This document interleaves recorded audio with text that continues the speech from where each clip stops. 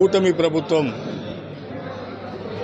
ఇచ్చినటువంటి ఎన్నికలకు ముందు ఇచ్చినటువంటి సూపర్ 6 హామీల్ని ప్రాపర్గా అమలుపరచక ప్రజలకు ఇబ్బందులు కలిగిస్తున్నటువంటి సందర్భంగా ఈ నెల 12వ తేదీ అందులో భాగంగా ఈ నెల 12వ తేదీ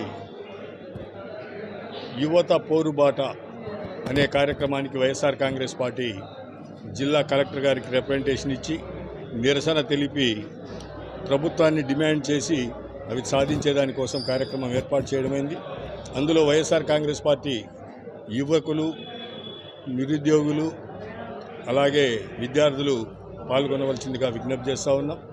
అలాగే ఈ నెల 12వ తేదీన పార్టీ ఆవిర్భావ దినోత్సవం సందర్భంగా మార్కాపూర్ నియోజకవర్గ హెడ్ క్వార్టర్ అయినటువంటి మార్కాపూర్లో ఈ కార్యాలయంలో ఉదయం 8 గంటలకి ఆవిర్భావ దినోత్సవ వేడుకలు జరుపుకోవడం జరుగుతుంది.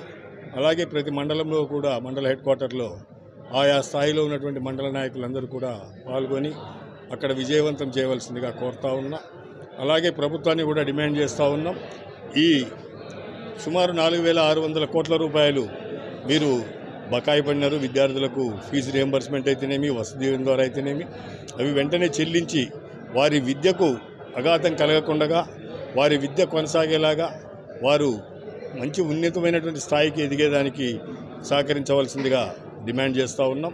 అలాగే మీరు ఇచ్చినటువంటి సూపర్ 6 హామీలలో భాగంగా నిరుద్యోగ యువతీ యువకులకు సుమారు 20 లక్షల మందికి ఉద్యోగాలు కల్పిస్తాం, లేదా నెలకు 3,000 రూపాయలు నిరుద్యోగ భృతి ఇస్తామని చెప్పినారు.